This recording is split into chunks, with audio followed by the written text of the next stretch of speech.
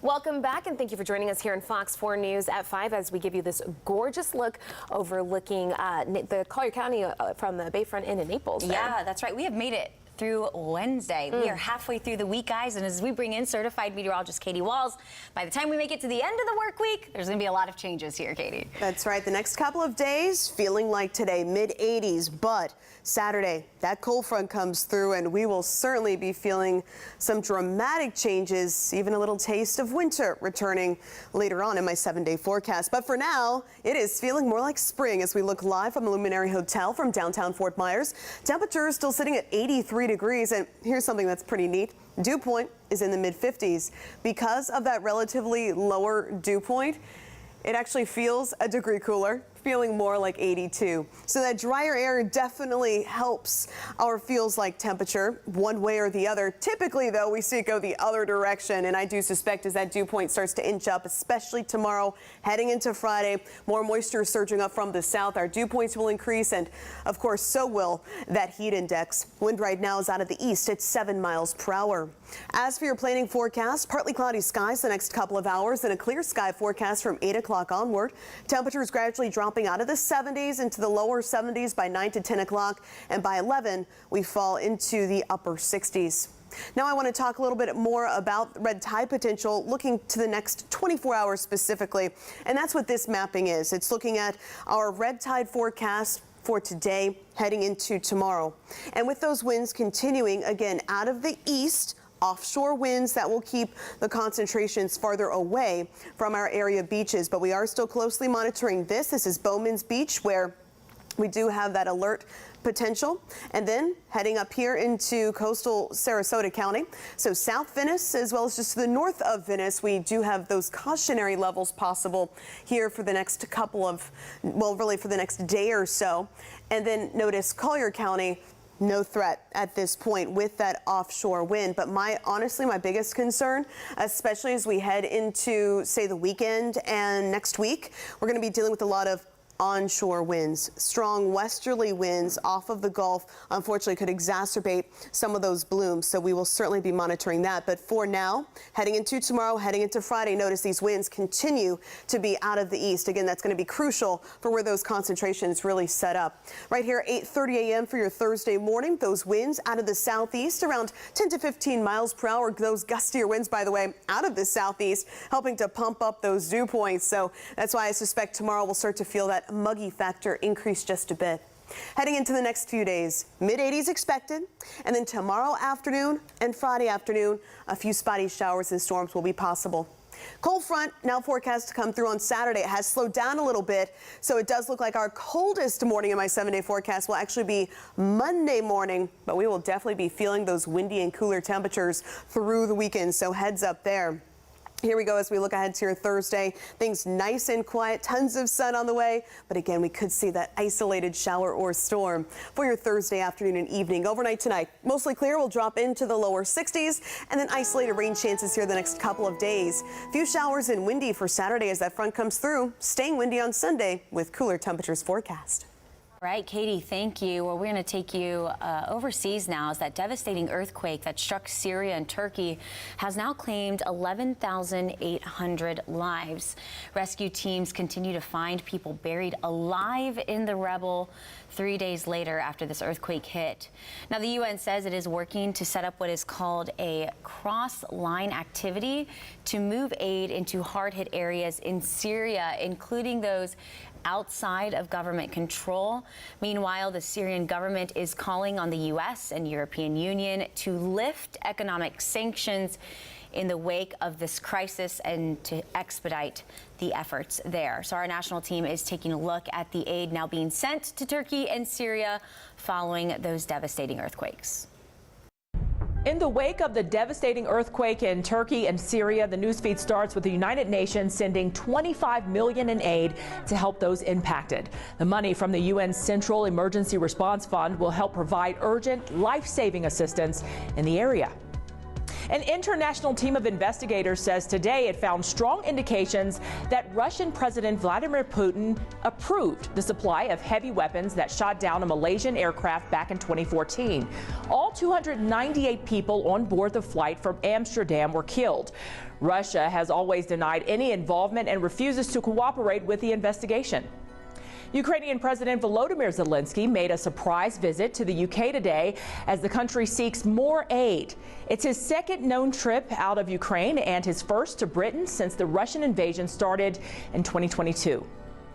Well, a few weeks from now will mark 3 years since schools across the country started shutting down. Many thought it would only be for a week or two as we flattened the COVID curve. But we all know how that turned out. The negative effects range from learning loss to mental health issues. And researchers say we should be taking steps now to make sure kids can spend as much time as possible in the classroom when the next pandemic hits, starting with the rooms themselves. We also should increase the likelihood as a community that we've made sure that all of our spaces in which we gather are as well ventilated as they can be. That's something we can do structurally right now. And we should start with our schools, because keeping the children in schools, particularly elementary and secondary schools, is very important for their development. Researchers say schools should also be developing innovative backup plans. So when people get sick, they can stay at home while healthy people can stay in school. So periodically, you're not going to have enough teachers to be in those classrooms, and you might still bring the children into the classroom. The question is then, how do you deliver the education? So what is your backup structure if the teacher and the teacher's aide are both ill? You don't want them in the classroom with COVID, but you do want those children taught, if possible, inside the setting in which they're interacting with each other, because it's very important for them developmentally to be able to learn that way. School districts have received 3 separate COVID aid packages totaling about $190 billion. That money can be put toward resources and improvements like the ones we mentioned. As the government continues to investigate cases of fraud and theft of pandemic unemployment benefits, there's a new estimate on how much money was misspent. At a hearing today, the Labor Department's Inspector General now says it may be as much as $191 billion. The previous estimate was $163 billion. Well, parts of American history long since forgotten are now getting renewed attention. As soon as I walked here, I felt something. I started crying. Her work to preserve previously unknown burial sites like these.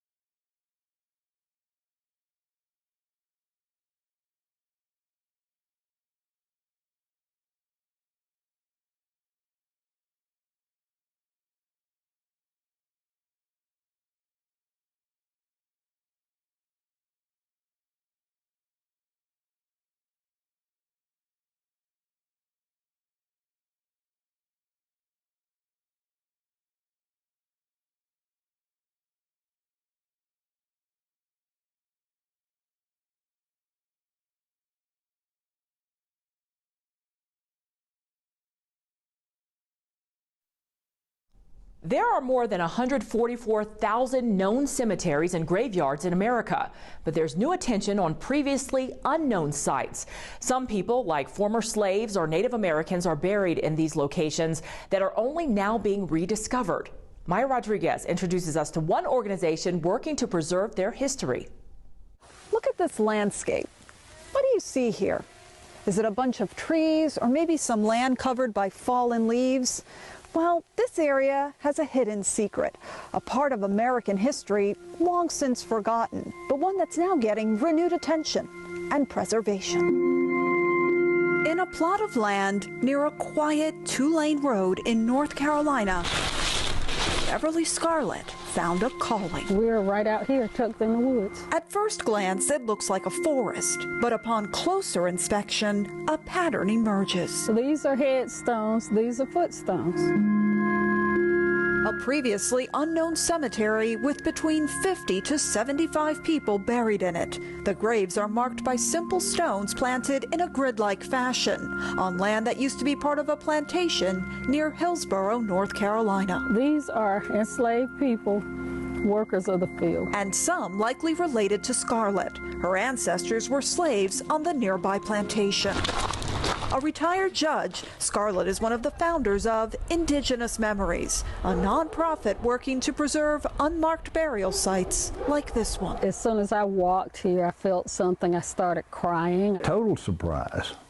Just not at all anything we anticipated. Jim Parsley and his brother bought this property 50 years ago, but never did much with it. They decided to sell it, and that's when the property's neighbor dropped a bombshell. He said, oh, you know that you've got a graveyard there on the property.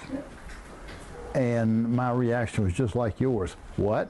But the pattern of the depressions and the few stones that we saw made it clear that somebody had done this. This wasn't just a random thing that happened in the forest. He approached me about it. So Parsley turned to realtor Kim Griffin for advice. To us, it was sacred ground because obviously it was organized at some point in history. A friend told him about Indigenous Memories, and they struck a deal. Parsley would donate the 1-acre burial site to the nonprofit. It's right on the very northern edge of the property. So it was easy to carve that off from everything else.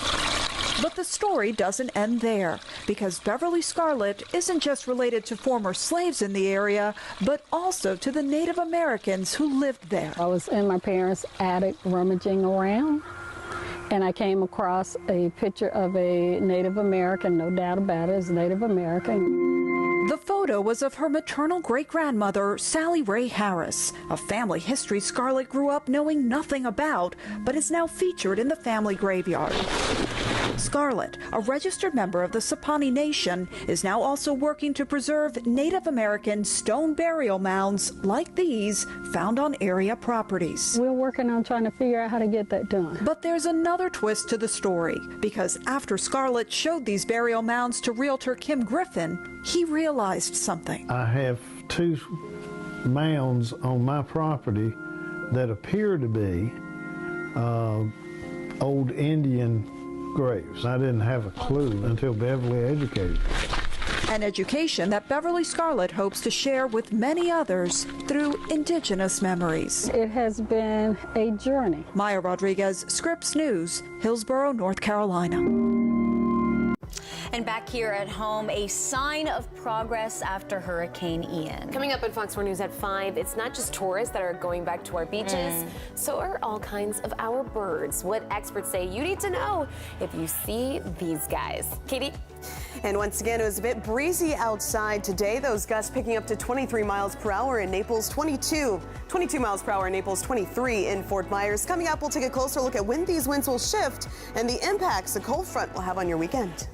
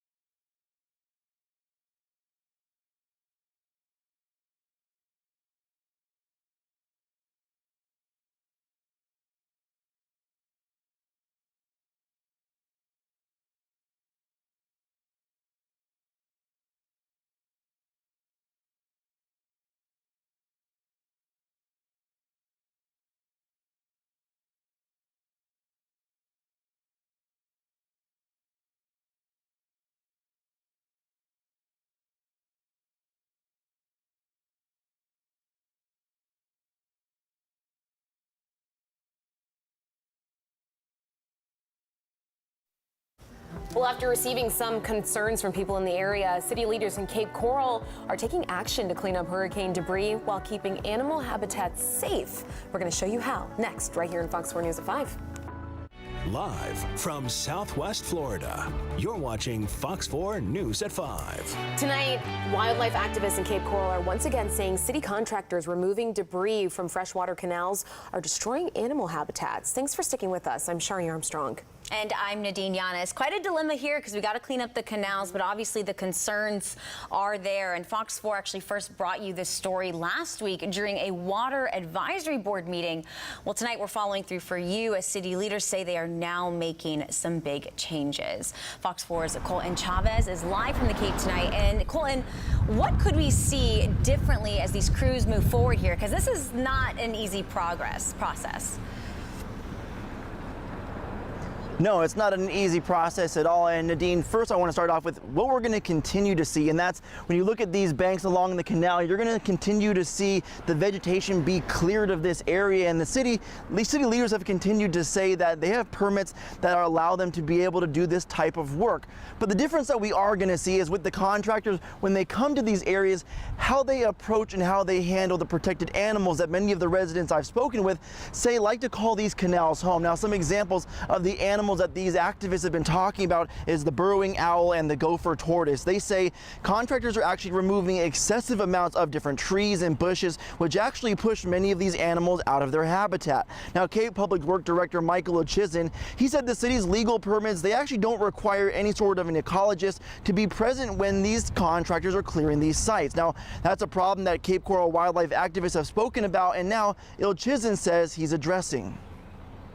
We're setting up a training for all the contractors to go a step above and beyond, so take them into the office, provide them the training from a certified ecologist and a licensed practitioner.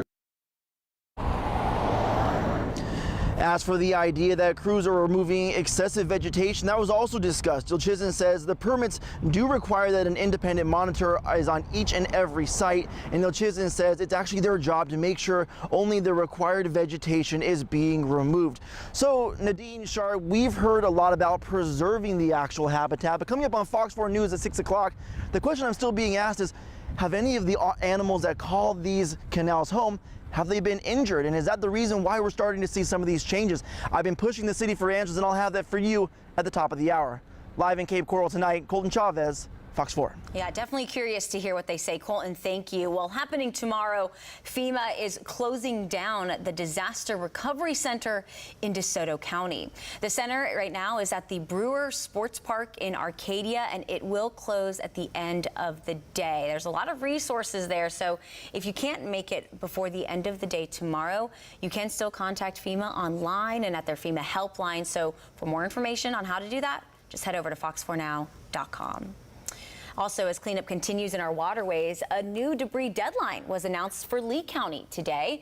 This applies to the areas that you see right here on your screen, including addresses along Estero Boulevard in Fort Myers Beach. These areas now have until March 1st to place hurricane debris on the curb. So far, this county has collected 6 million cubic yards of debris. At the state level this evening, Florida Senate will vote on a new version of the state's migrant transportation program this evening. If passed, it would put the controversial policy one step from the governor's desk. Democrats continue to allege the whole reason lawmakers are here for special session is to clean up the current migrant program with this bill. But Republicans dismiss that claim, but are acting fast to get it to the governor for signature. The bill rebuilds it all under Florida emergency management, allotting another $10 million in tax dollars for voluntary relocation of immigrants from one part of the country to sanctuary destinations. The bill sponsor says they are cutting out the middleman. These sanctuary cities and sanctuary states have said publicly that they will take them in and they will help them out. Let's send them there where they can get the social services that they need. So some Democrats say Florida is stepping on the federal government's immigration authority. Senator Jason Pizzo is challenging the current program in state court, and a hearing is set for tomorrow. Well, President Biden laid out his economic plans to blue-collar workers in last night's State of the Union address with a warning about Medicare and Social Security. It was a fiery State of the Union last night. Fox News correspondent Caroline Shively reports from Washington. President Biden hitting the road Wednesday, traveling to Wisconsin to promote his economic agenda and doubling down on his State of the Union claims that Republicans want to cut entitlements. Many of you have seen we've had a spirited debate last night with my Republican friend. They seem shocked when I raised the plans of some of their members and their caucus to cut Social Security. Republican leaders deny his claims. The one thing the president was saying is something that he knew was not true. I just spent an hour with him. I've said it many times before. Social Security and Medicare are off the table. He tries to use that for a political ploy. People are angry about what's happening in this country, unlike what Joe Biden said last night, acting as if the State of the Union is great, everything's fine. No, it's not. There are major problems. He's done harm to hardworking families. The president has pivoted from Congress and is now trying to make his case to voters amid speculation that in the coming weeks he'll announce he's running for re-election.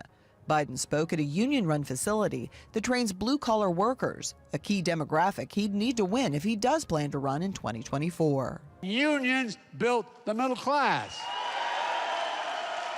And that's a fact. That's the God's truth. Biden follows up this Wisconsin speech with one in Florida on Thursday. Both are battleground states. In Washington, Caroline Shively, Fox News. Well, as Southwest Florida beaches begin to reopen after Hurricane Ian and people will flock to the beach, we've already seen so many people return. They will also find birds of all shapes and sizes flocking to the beach, as well as it is an important nesting season, and we're starting to see it starting. And they are so beautiful. I know. And while the birds might be incredible to look at, local experts are asking beachgoers to just give them some space. Meteorologist Andrew Shipley got a look at some of the nests on Minnesota Key today and is live there tonight with more. Hey, Andrew. Hey guys, yeah, I'll tell you what, Charlotte County beaches are getting busy. It just took us a little bit of time even just to park today here at Stump Pass State Park. And what those beachgoers might find is roped off areas. And what those roped off areas are is where those birds are nesting. And that's what we are learning here tonight. Those nests are, those roped off areas are where those shorebirds are beginning to nest and lay their eggs. Shorebird nesting season starts approximately February 15th. So that's next week and runs through the end of August with various species nesting along our beaches. Now, I did speak to Sanibel Captiva Conservation Foundation shorebird biologist Audrey Albrandt, who says it's important to give these birds the space they need. We want to make sure that we're giving them space to rest. You know, we want to keep our pets on leashes. It is the law, but you always want to keep your pets leashed. Don't let your kids chase the birds. They need their rest and their space to get ready for their nesting season. And Albrandt adds that the beaches are still being restored after Hurricane Ian. Those still are getting roped off to protect the birds that are already nesting. Now, she says that these restoration efforts are also important because a lot of these beaches actually have holes in them that the chicks, that newly born shorebirds, they can actually fall into them, as well as our sea turtles as they begin to nest here over the next couple of months as well. In Minnesota Key, meteorologist Andrew Shipley, Fox 4.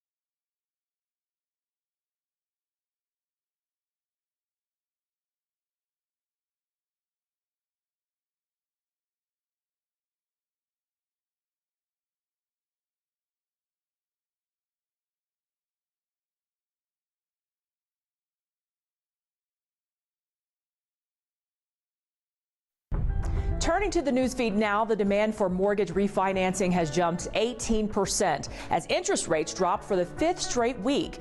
But that demand is still 75% lower than the same week 1 year ago. That's according to the Mortgage Bankers Association. Now, the average loan size has increased to almost $429,000, the largest it's been since May.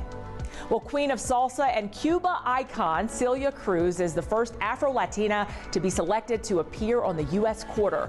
Cruz, who died back in 2003, was selected by the U.S. Mint to be one of the 5 honorees in the 2024 American Women Quarters program. Well, Zoom says it will lay off 1,300 or 15% of its workers. The CEO says he will also take a pay cut. The video conference software became an essential download during the pandemic, but its stock fell in 2022. Black churches are playing a growing role in overall wellness. It's been one of my primary concerns because the Bible teaches us God is concerned about the whole person, body, soul, and spirit. The government-based initiative getting people into positions as ministers of health. Also this. Perhaps you've heard of the term pandemic puppies. A recent survey by the ASPCA estimates that 23 million Americans got dogs during the pandemic. Well, someone's got to care for them. Tomorrow, we're looking at how people are now creating lucrative businesses caring for other people's dogs, some worth up to 6 figures. And we are timing a cold front that could impact some of your weekend plans, bringing us some wet weather for your Saturday, windy conditions, and much cooler temperatures. We'll dive deeper into that timing for you next.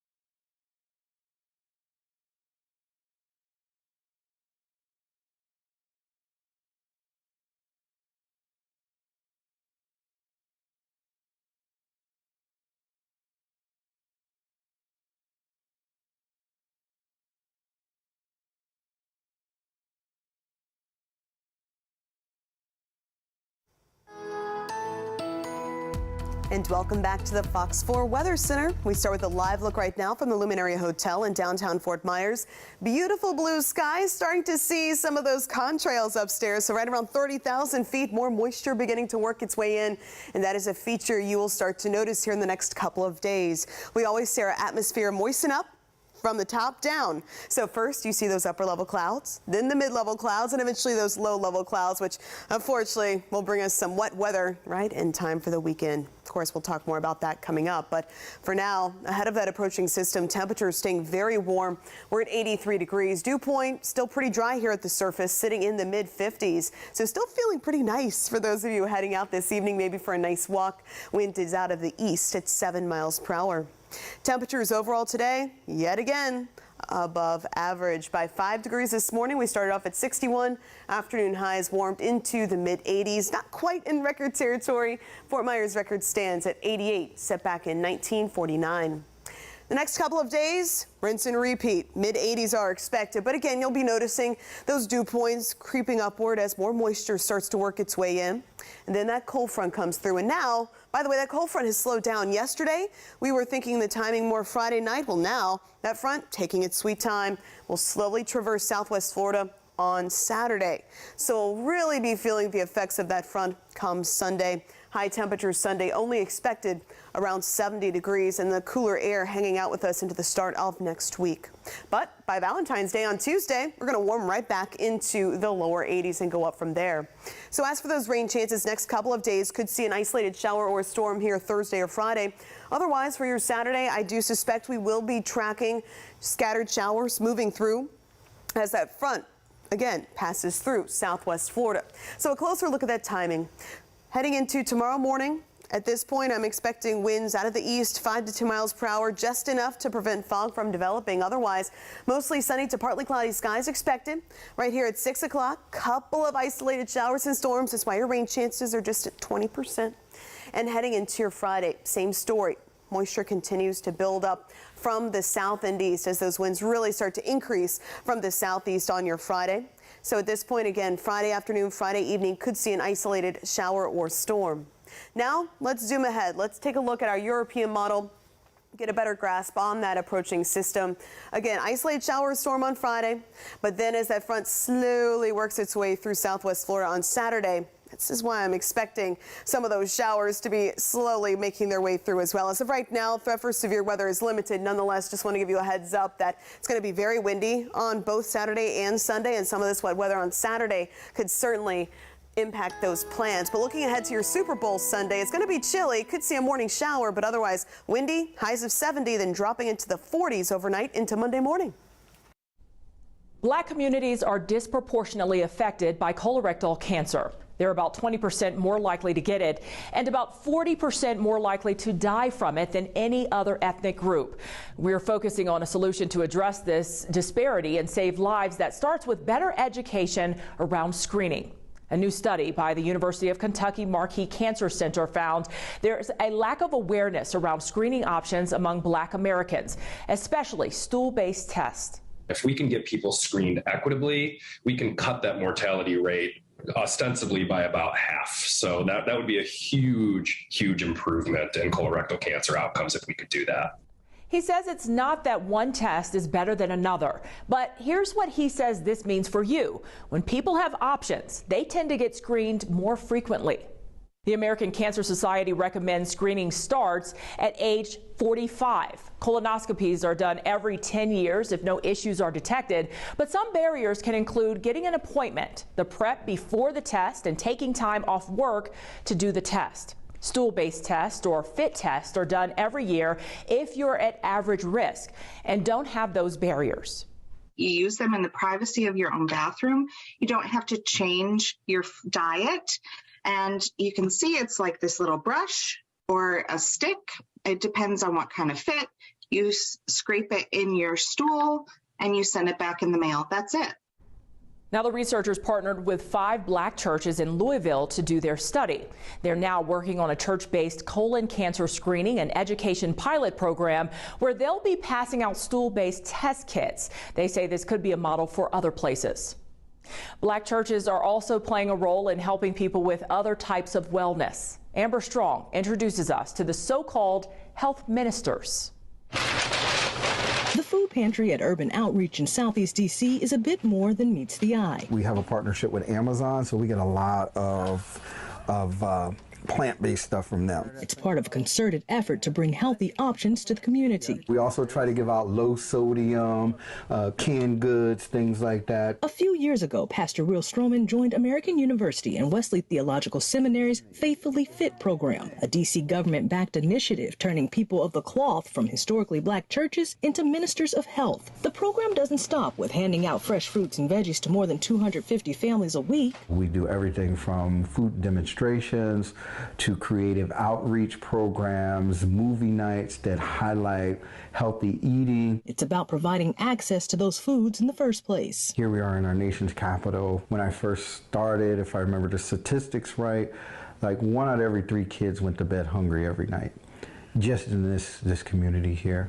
The location is important to residents in this neighborhood because if you leave the church, it's another 2-mile drive to the closest full-scale grocery store, and that's assuming you have a car in the first place. In D.C.'s Ward 7, where Urban Outreach is located, 2 full-service grocers service about 77,000 people, forcing residents to find alternative food sources. When we know better, we'll do better. A few miles away, Pastor Freddie Davis and Mary Douglas Brown at Pilgrim Rest Baptist are also working to fill gaps in the community, offering both physical and mental health support to residents. We learned how to cook.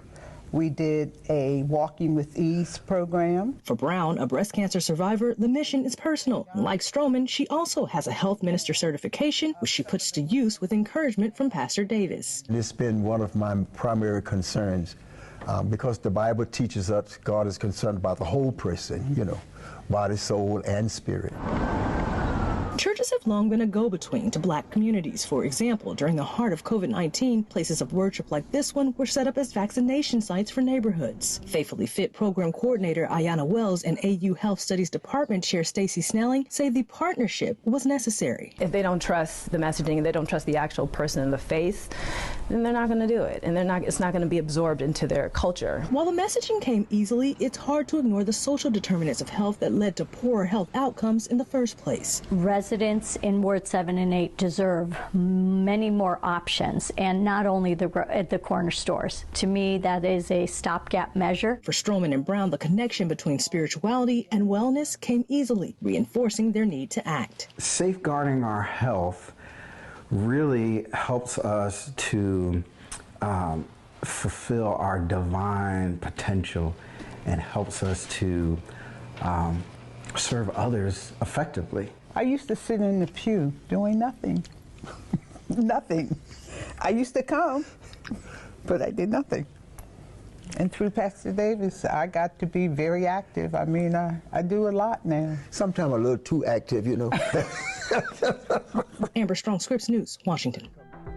That's going to do it for us today. I'm Michelle London. Fox 4 News at 6 is next.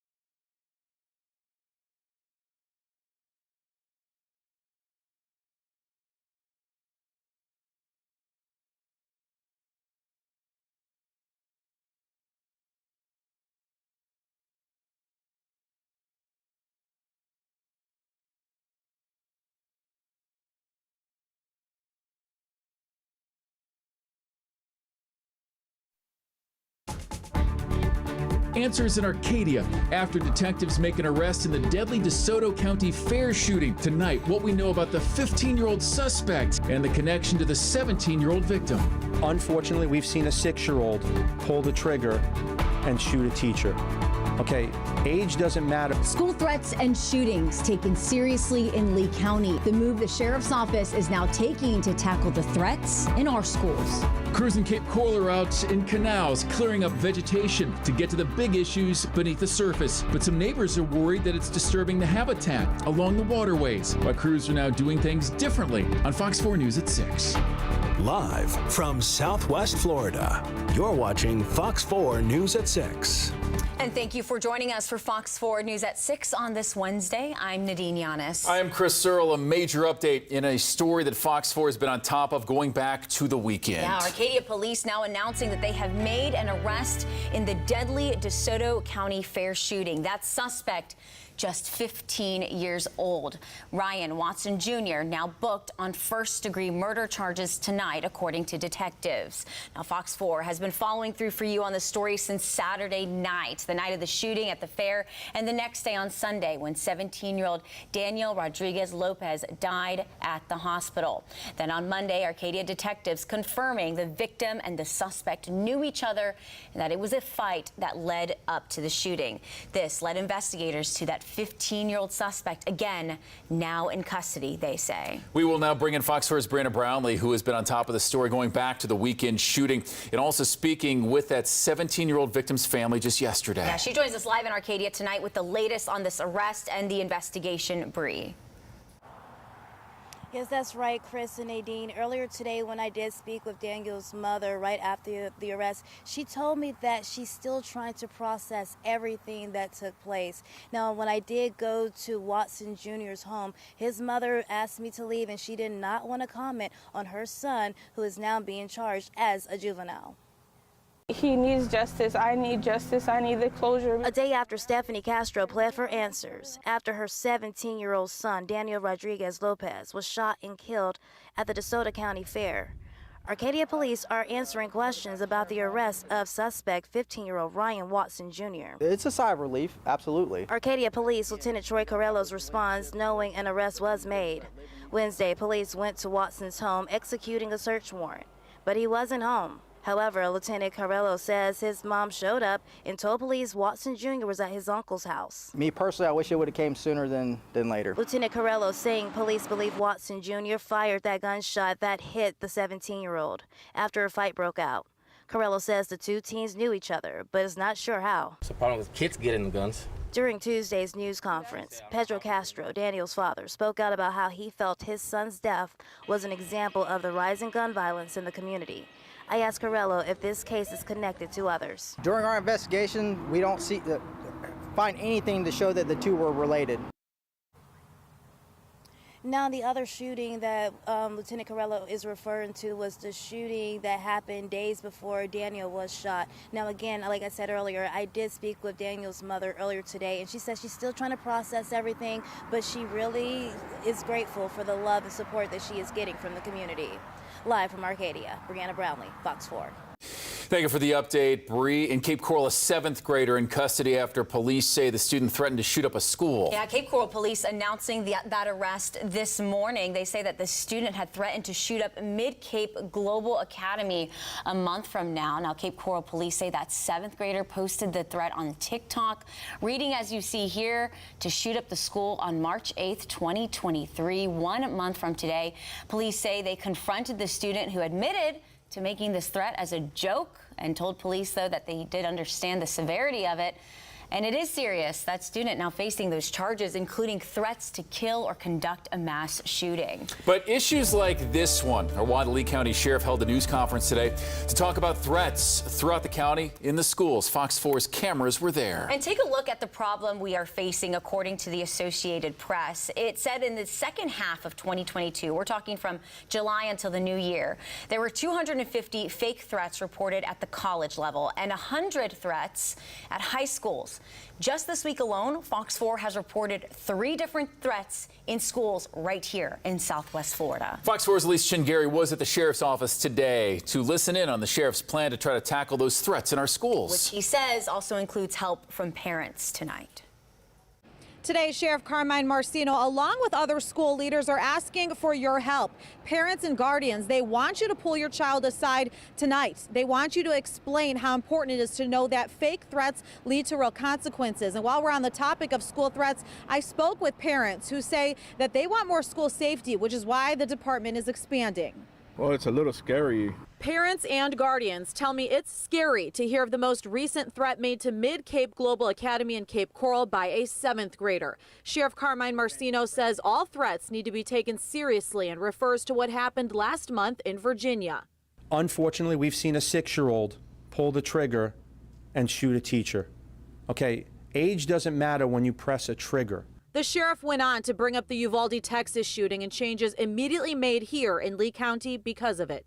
School master keys were issued to every deputy after the lessons we learned from the tragedy in Uvalde, Texas. Also adding the expansion of the school threat enforcement team known as STET. It now has a captain, 2 sergeants, 4 detectives, 2 analysts, a licensed social worker, and 3 mental health focused professionals who follow up and direct students that are at risk and find available resources in the community to help with prevention. Just this school year alone, STET has done 229 threat assessments, investigated 31 threats of violence, and conducted 767 follow-up investigations and made 40 arrests. There's no price on safety for children. We have to ensure that all children are safe every single day. The second piece is the important role in a triangle between law enforcement and a school at one point, students in another, and the other real critical part of that triangle is parents and guardians. Are you aware of what they are posting on social media? Are you, yes you as parents, looking into your kids' book bags every morning and night? You could be in the best neighborhoods, it could be in, and it could happen there too. It could be the best schools, it could be anywhere. It just, it could happen anywhere.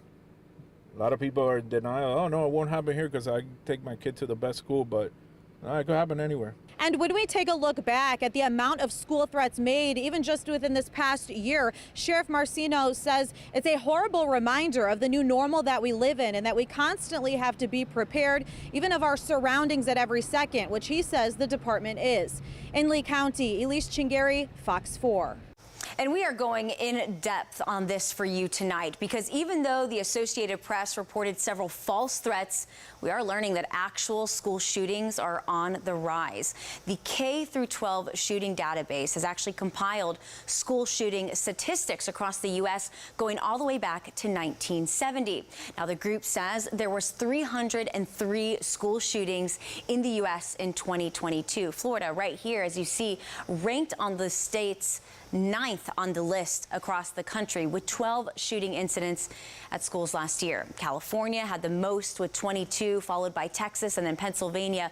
43 states total with at least 1 school shooting in 2022.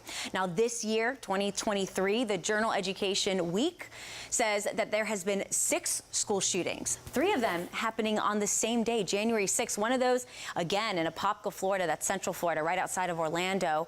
The most recent shooting happening in Des Moines, Iowa. That one was the first deadly school shooting of the year, according to the journal. Also here at Fox 4, we're tracking the threats to our schools right here in Southwest Florida with a tally of at least 35 threats. And of those threats, 4 of them were swatting calls. And that's a sort of prank where the caller attempts to get a large police presence at his school. 25 of the threats made by students, mostly on social media. Our team is still tracking the most recent cases, including the 3 threats made this week in DeSoto and Lee counties. And we're still watching those threats and the preventative measures law enforcement is taking to try to keep students safe at all times. If you have anything you're curious about, any questions or want to look those up, with that data, you can search our website. We have it on there, fox4now.com. Well, attorneys for the woman accused of driving drunk and killing a Charlotte County deputy are now asking for a competency hearing. Cassandra Smith will be in court tomorrow as documents show her own legal team has tried to bring into question her mental ability to stand trial. And they do claim Cassandra Smith cannot appreciate the charges that she's facing, the penalties she's facing if found guilty, or the legal process ahead of her. Documents also say prosecutors believe she may not be able to act appropriately in court. She will be examined tomorrow in court, accused of drunk driving and hitting and killing Charlotte County Sheriff's Deputy Christopher Taylor in late November on I-75 near the Jones Loop exit as he was in the midst of a traffic stop. Well, tonight Fox 4 is following through for you on a brush fire still burning at the A&D scrapyard in Fort Myers. Crews still tending to that fire that we first showed you yesterday, showing those clouds of smoke coming from the scrapyard. Well, crews telling us tonight the fire thankfully is mostly contained, but they are working to remove some of the material in the yard that could keep it from picking back up.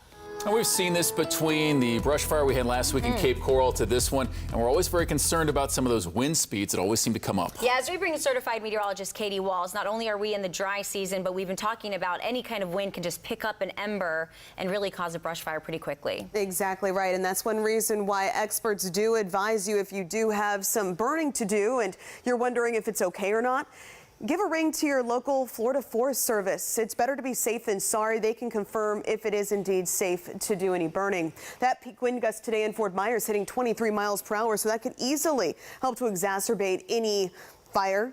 22-mile-per-hour wind speed this afternoon in Naples, 15 down from Marco Island. As for those, this is a different kind of drought index. This is called the Keach-Byram Drought Index. It's unique, but it specifically looks at just how moist the soil is, specifically the top 8 inches of soil. Now, Charlotte, DeSoto, Sarasota, that's where we picked up 1 to 2 feet of rain from Hurricane Ian. So those areas are still relatively moist, but notice we're really drying out, especially across Collier County, parts of Lee into Hendry and Glades. And unfortunately, without a healthy soaking rain, we're going to be seeing this get worse. Speaking of rain, we'll take a look at your next opportunity as we head toward the weekend.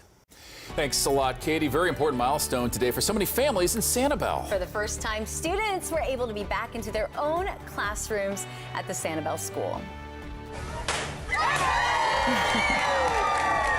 Oh, love those smiles. So coming up later this half hour, we are taking you into the school to see the emotional and victorious moments that teachers, students, and families shared today. And speaking of school, from bus pickup schedules to the schools your students are assigned to, there are some changes happening for families in the Lee County School District. I'm breaking those down for you next, right here on Fox 4 News at 6.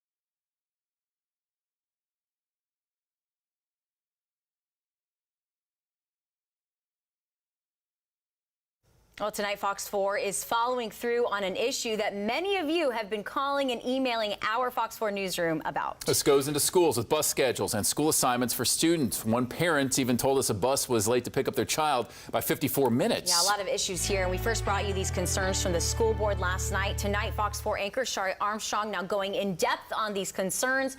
Joining us live, Shari, with answers on how this is really going to impact the thousands of students and parents here in Lee County. So many questions, Nadine and Chris. School buses will no longer transport kids to learn outside of their new designated zone. That is according to the Lee County School District. The board made the decision last night, saying it's an effort to use their resources, like bus drivers, better. District says the bus routes in place right now were meant to serve 60,000 students, but it's grown to service more than 100,000, placing a strain on resources. Leaders say to avoid late bus times, they're splitting the 3 proximity zones into 13 smaller ones, meaning bus drivers will no longer drive outside of their zone to pick up or drop off students. If your student attends school inside the same new zone you live in, you have nothing to worry about. If you live in one zone but want your student to go to school in a different zone, you will be responsible for transporting your child to and from school. You'll need to confirm through the Focus portal that you want your child to attend school outside of their zone as well. That's important because without that notice, your student could get assigned to a different school for the next school year. The changes only apply to elementary schools as of right now, but next year, students in middle school will be wrapped into this change. So this evening, the school district sent out an update saying that they will offer open enrollment for the 2023-2024 school year starting on Monday. That's earlier than it normally is, so that's a heads up for you. It's going to run until March 10th. The district says it is also still looking for bus drivers. If you're looking for a job, they're seeking 100 full-time drivers right now. And parents and those of you with kids, it's very important that you go into that Focus portal and select your decision when it comes to your school and your zones to keep the district notified. You can read more about this on our website, fox4now.com. Guys. Thanks a lot for all that information, Shari. As we now take a look from the Tarpon Lodge in Bokeelia. Exhale a little bit. Put the feet up. Take that in. We always know that Bokeelia is going to show up for us right when the sun is setting as we bring in certified meteorologist Katie Walls. And Katie, we've had an above average February so far, but things will be changing this week. That's right. I suspect by this weekend we will certainly be seeing some cooler than average days, even a little taste of winter as our temperatures here drop into the 40s. And by Southwest Florida standards, that is certainly winter territory. Again, that live look looking westward. Sun is officially set, but still some beautiful colors there on the horizon. Temperatures now down to 80 in Fort Myers, 79 for Bonita Springs, 76 coming in for Punta Gorda, and farther inland to Mockley, LaBelle, Palmdale, all reporting the mid-70s. For those of you heading out this evening, next couple of hours, partly cloudy, becoming clear overnight tonight. And we are going to be seeing those temperatures fall into the upper 60s by 11 as well as midnight. As for our temperatures today, overall again well above average, feeling more like late March, 61 to 84. So we hit that high of 84 degrees once again. Not quite in record territory. That 88 is safe. So that was set back in 1949. But we're going to be in the mid 80s the next couple of days, well above that average of 77. And then Saturday is the day the cold front's going to come through. It's actually slowed down a little bit. Yesterday, we were expecting that cold front to come through on Friday night. Well, now it's taking its sweet time. It will slowly work its way through Southwest Florida on Saturday. That means Sunday will be the cooler of the 2 weekend days, dropping those afternoon highs on Sunday to just 70 degrees. Even on Monday, only expecting those highs to run in the mid 70s. Then by Valentine's Day, we're back to the lower 80s. So here are your weather headlines. Mid 80s the next couple of days, along with the opportunity for a few afternoon and evening showers and storms. Cold front comes through on Saturday, again bringing with it the possibility for isolated to scattered rain. And also over the weekend, both Saturday and Sunday will be exceptionally windy. I'm expecting winds likely 25 to 30 miles per hour. And then, of course, those cooler temperatures building in for Super Bowl Sunday. So a closer look now at the next couple of hours, next couple of days. We are going to be starting things off with a partly cloudy sky, otherwise lots of sunshine for tomorrow. Winds picking up out of the south. That in turn will help to drive up those dew points a little bit. So a little bit more moisture expected. You will be feeling that little higher humidity for the afternoon and a little bit of a sea breeze expected to develop. And right here around 6 o'clock, bring us the opportunity for an isolated shower or storm. And then for your Friday, things overall nice and quiet again, though that moisture continuing to pump up out of the southeast. Could see that isolated rain shower, but as of right now, it looks like Saturday will be the wetter of the 2 weekend days. Closer look at that potential now. So isolated shower possible Friday, and looking ahead to Saturday. Saturday 7 a.m. things are pretty quiet, and then as that cold front approaches, that will bring us a better opportunity for scattered wet weather for your Saturday, possibly a lingering shower into Sunday. Otherwise, Sunday afternoon, the winds will stay high and those clouds will clear out. So clearing skies expected for your Sunday afternoon. High temperatures, though, only around 70 degrees. And as of right now, it looks like Monday morning will be the chilliest in my 7-day forecast, dropping into the 40s. I also think it's smart to have the heart there, so everyone knows Valentine's Day is coming up next week, Katie. Thank you for that. Also, Sanibel Island Elementary students are now back in their own classroom for the first time since Hurricane Ian. Fox 4 was there to join the students and staff in this joyous moment to return. After the break, we'll take you along to hear from them after what's been a very trying academic year.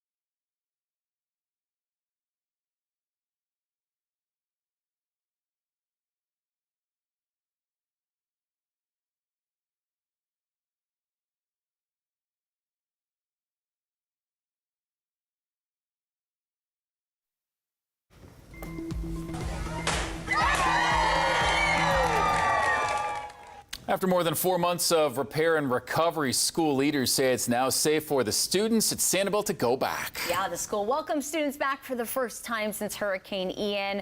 While their school was undergoing repairs, all students were actually transferred to a satellite campus at San Carlos Park Elementary. Fox 4's Alexander Ronhell was there this morning as the students went back and showed us this latest chapter in what's been an unforgettable school year.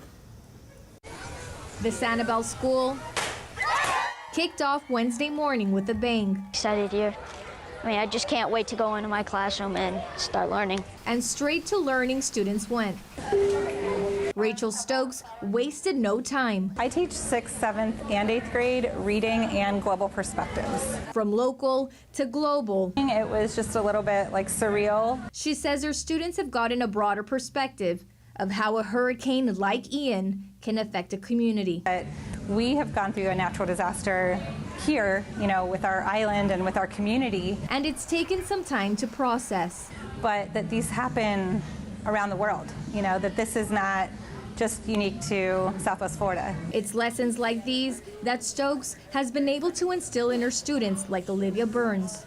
I feel like relationships and bonds that we've had with each other have become stronger just because we've been through so much. She says this has made them all more aware. And we've gotten to know our teachers more through this. We've gotten to know our friends more. And although there's missing baseboards and no tiles on the floor, what still remains? Just thinking about how the school's still here and the memories are still here. And it will always be. It's home. I'm just so happy. And the school patiently waits. Right now we're down to about 210. We started the year at about 300, and we've of course lost some students who had to move away or relocate. For all of their students to return. Reporting in Sanibel, Alexandra Rangel, Fox 4. And good to see the return there, clearing out large plants to get debris still sticking out around Cape Coral canals after Ian. Yeah, that cleanup continues, but is there a reason to be concerned about the wildlife here? Well, after the break, Colton Chavez is live in Cape Coral with answers to important questions that we're asking the city as advocates are sounding the alarm tonight.